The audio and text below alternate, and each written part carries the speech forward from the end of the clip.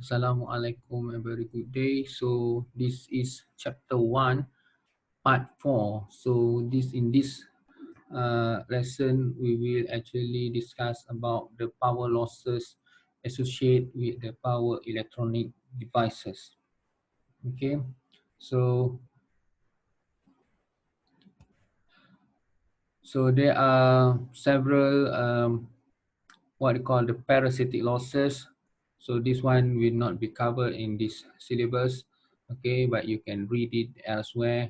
So what we want to actually discuss is on the power losses due to the switch. And this usually very significant losses, but it can be uh, managed if a proper measurement is actually taken.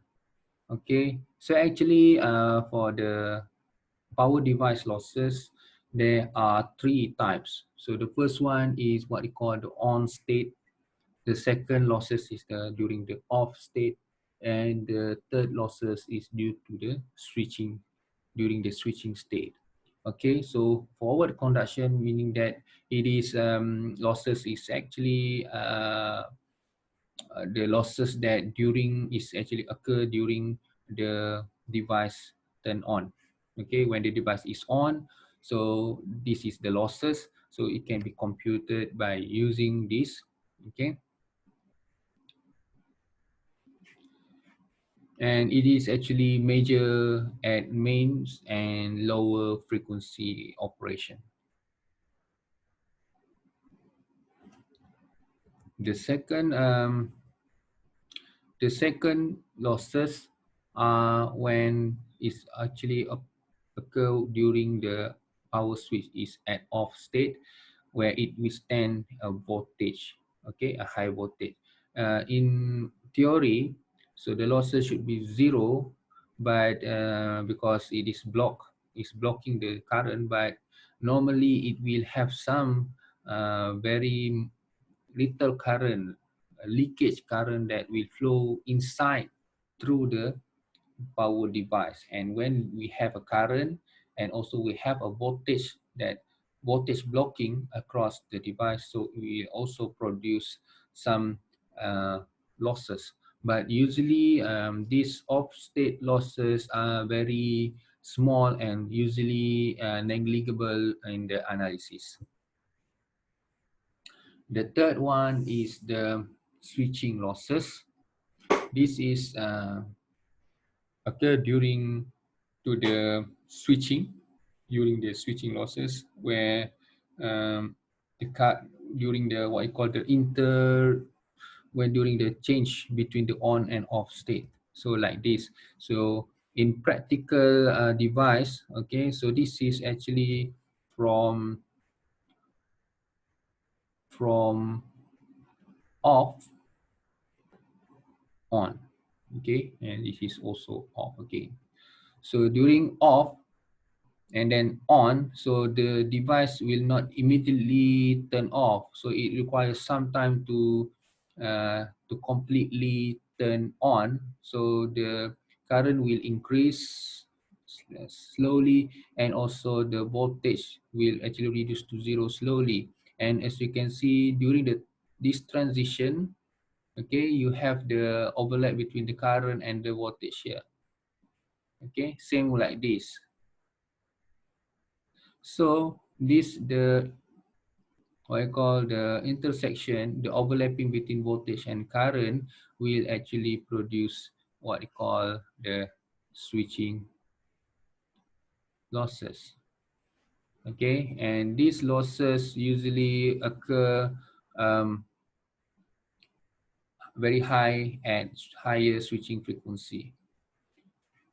Okay, to avoid that switching losses, so there are research that are actually going on. Okay, we actually force the switch to actually switch at zero voltage and zero current condition. Okay, snubbers. So this snubber circuit is actually a circuit that connect parallel with the switch. Is actually used to protect the power switch from damage, because during the switching on and off, okay, there will be a spike that will occur during the switching. Okay, this spike of voltage can be at 5 times from the allowed rated voltage rating of the device. So in the running in the operation in the running of the operation, it will actually damage the device, because it will always exceed its operating condition. Okay, so this snubber circuit is actually reduce the spike or maybe eliminate the spike. Okay, so this is what I see, this is what I told about uh, describe. So this is the spike, okay, and then it will settle down after some time here. So from okay, so this spike is due to this what you call the inductor. So this is the stray inductor, where this stray inductor is actually is not meant to be here, but is actually what I call by nature have this straight inductance, because inductor is very easy to be made if you have a cable wire that not very manageable, so it actually produce some inductance there. So this straight inductance will produce this spike. Okay, we cannot eliminate this straight inductance. So what we do is actually to connect the what we call the snubber circuit parallel with the device. So this is what I call the snubber circuit. Okay, so this is actually what I call the equations that actually prove why we have this spike. Okay, because this actually inductor during the turn on of the switch, so it will actually store energy inside this inductor. So when the switch is turned off, so it will actually discharge the energy, okay, abruptly, that actually will make this spike produce, okay, because it want to discharge its energy. Okay, so this is actually this one example of the snubber circuit. So this one is the RCD.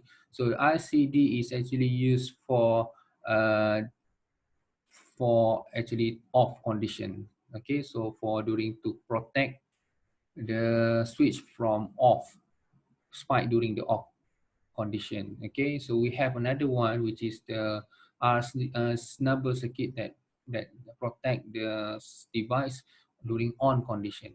Okay, so it's up to the designer whether to have both snubber circuit or only either on and off snubber circuits only. So by using this snubber circuit, we can see there is no spike. The voltage actually has been dampened. Okay, but actually this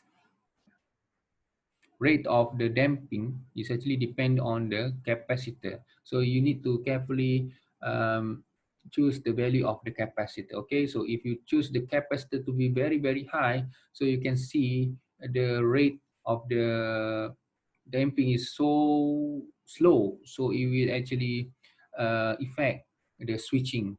Okay. Okay, so when you have losses, so okay, so when we have losses, so meaning that the losses is actually converted into what we call heat. So when we have heat here, so it is very crucial to actually make sure that the temperature around the ambient temperature around the device must be kept at its must be kept at its rated ambient temperature, usually around 27 or so on degrees. So we need some cooling method to actually cool down the ambient temperature.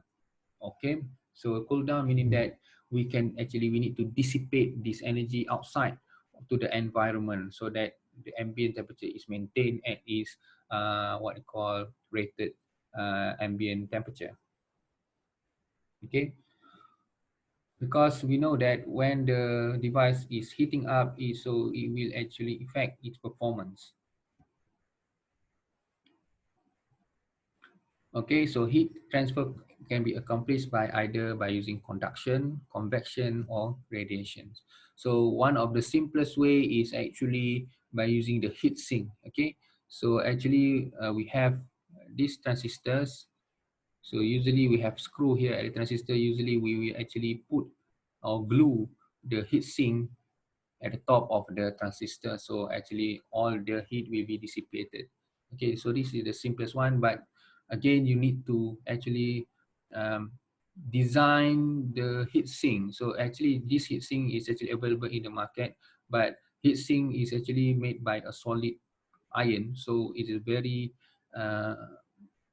big sometimes, and also very what I call bulky. So you need to have some research on what is the suitable size of the heat sink that can be used.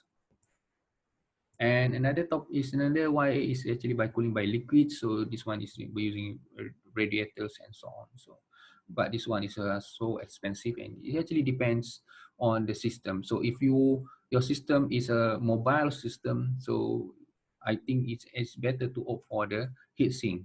So this one is just for equipment that is stationary. Okay, so that's all. So we have finished the introduction chapter. So we will continue with the chapter 2, which is the rectifier circuit. So thank you very much for your attention. We meet again. Thank you.